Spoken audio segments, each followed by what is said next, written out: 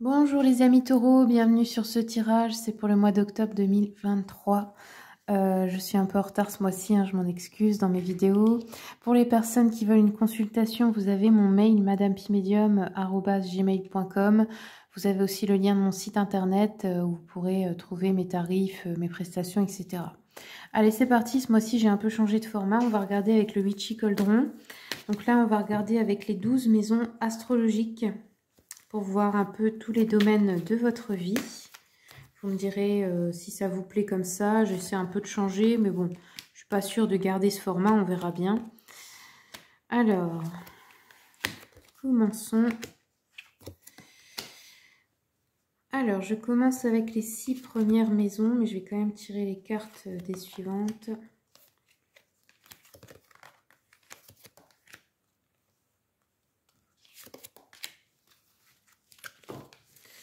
Donc, les taureaux, ici, on voit que au niveau physique, du bien-être intérieur, vous avez beaucoup de stress. On nous parle de beaucoup de poids sur les épaules, qui pourrait nous parler aussi de problèmes de dos, dans le cou, dans les épaules, etc.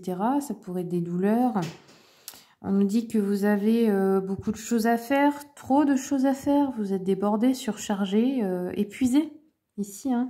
On voit quelqu'un qui s'acharne à essayer de tout faire seul alors que c'est pas possible quoi. Ensuite, maison 2, donc ici, au niveau des possessions, des biens matériels, sécurité financière, on nous dit qu'il y a un regret. Alors peut-être que vous avez raté une offre qu'on vous avait faite. Peut-être que vous vous sentez un petit peu, je sais pas comment dire, coincé dans une situation. Là, on voit que, ouais, vous vous concentrez beaucoup sur le négatif. Il y a une sensation de frustration ici. Ça peut être au niveau financier, au niveau des choses que vous voudriez acheter, au niveau de votre sécurité matérielle financière, vous voyez. Ensuite, on a une reine de denier, elle, qui nous parle d'abondance, de prospérité. Donc là, ça peut être quelqu'un qui est dans votre entourage proche, une personne créative, une femme qui est compétente, mais aussi une bonne mère, une bonne femme d'affaires. Vous voyez, elle sait un peu tout faire à la fois, elle sait gérer ses affaires. Ça peut être une personne avec qui vous travaillez ou avec qui vous apprenez quelque chose, ou ça peut aussi représenter votre mère qui vous a appris certaines leçons, à qui vous allez demander un conseil dans votre foyer. On a une notion d'abondance ici, mais là c'est plus dans l'entourage, c'est plus dans les personnes qui vous entourent. Ensuite, on a un 6 de bâton sur la maison 4. Donc ici, au niveau de l'immobilier, il y a quelque chose qui va se débloquer. C'est pas tout de suite. On a un succès, on a de la réussite, on a un triomphe, on a des récompenses. Ça peut être aussi votre famille, vos racines familiales, votre famille, votre foyer qui vous apporte ici de la réussite, du réconfort, qui vous soutient, où vous êtes la personne qui est la plus admirée dans son foyer, comme le père de famille, parce que il réussit à tout gérer, il s'occupe de tout. Vous voyez, là, dans ce domaine-là, dans le foyer, tout va bien, vous avez les honneurs, quoi. Mais attention à ne pas vous épuiser justement un peu trop pour chercher ces honneurs-là, parce que à la fin, on finit en dépression aussi, si on s'en met trop sur les épaules. Il faut savoir partager les tâches, demander de l'aide, etc. Il ne faut pas être trop fier de demander de l'aide, en fait. Ensuite, la maison 5, ici, on nous parle au niveau de vos enfants ou de votre couple ou des réalisations personnelles. On voit que pour vous, le foyer, la famille, les enfants, ça compte vraiment beaucoup. On nous dit que là, il y aura peut-être des célébrations, des fêtes de famille, des mariages, des rassemblements où vous aurez la sensation d'être bienvenu, d'être...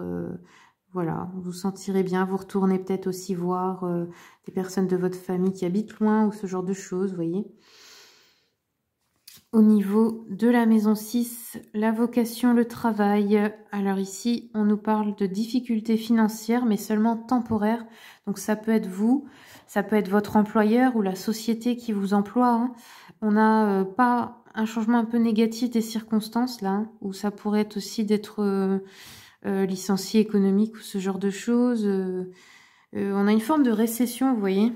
Ou ça peut être si vous avez une entreprise vous-même, vous gagnez un peu moins d'argent, peut-être à cause des circonstances extérieures aussi, hein, à cause de ce qui se passe dans le monde. Là, on a une certaine notion d'adversité ou des personnes qui pourraient se retrouver au chômage, etc. Ensuite, au niveau du couple, des contrats, ici on nous parle de retrouvailles, de célébration, de convivialité. Il y a peut-être des événements où vous allez aller en couple, encore une fois des fêtes, hein, des fêtes de famille, des festivités, etc.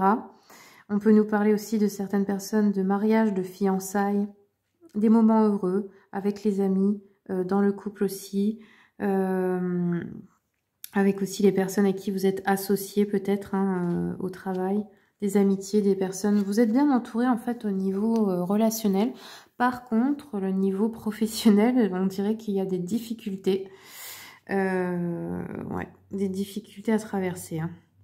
En tout cas, on a une relation, si c'est un mariage, on a un respect mutuel, on a de l'harmonie, on a peut-être quelque chose qui va se rééquilibrer dans un couple. Pour les autres célibataires, ben, vous pourriez hein, trouver quelqu'un avec qui vous êtes compatible là. Hein. Ensuite, maison 9, nous avons des nouvelles qui sont retardées. On vous dit qu'il va encore falloir faire preuve de patience. Là, c'est aussi un enseignement spirituel, hein, dans le sens que si tout n'arrive pas tout de suite, c'est parce que vous devez accepter que vous ne contrôlez pas tout, que vous devez accepter ce qui se passe dans l'instant présent, même si c'est pas comme vous le voulez, même si ça va pas assez vite. Vous voyez, il y a cette notion-là de devoir attendre.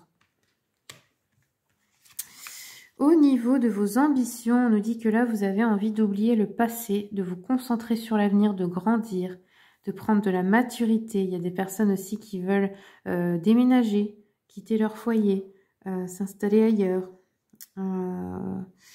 Voilà, peut-être partir sur une nouvelle carrière hein, pour ceux qui auront des difficultés au niveau pro ou partir à la retraite aussi. Hein. Ensuite, la maison 11, la maison des amis. Ici, on a une petite tristesse, une petite douleur. Il pourrait y avoir des personnes qui auraient subi une fausse couche aussi, qui auraient du mal à s'en remettre, ou des problèmes pour avoir des enfants. On voit qu'il y a une petite... au niveau amitié, là, social, il y a la sensation que vous aimez vraiment quelqu'un et tout ça, mais que c'est pas réciproque, c'est-à-dire que vous vous rendez compte peut-être qu'une personne n'est pas autant votre ami que vous le croyez, etc. Ensuite, au niveau de la santé mentale ici, en fin de mois, je pense, on nous parle de nouveaux objectifs en fait. Là, définir de nouveaux objectifs pour aller mieux, pour savoir où on va, pour retrouver une motivation. Vous avez envie d'apprendre de nouvelles choses ici. Hein. Bon, ok. Alors, j'en prends une dernière. Ouais, vous voyez, il y a beaucoup de personnes qui vont reprendre une formation, des études, ou tout simplement apprendre un nouveau savoir-faire aussi. Hein. Ok, voilà les amis taureaux, c'est tout ce que j'ai pour vous. Merci beaucoup pour votre écoute et je vous souhaite un bon mois d'octobre.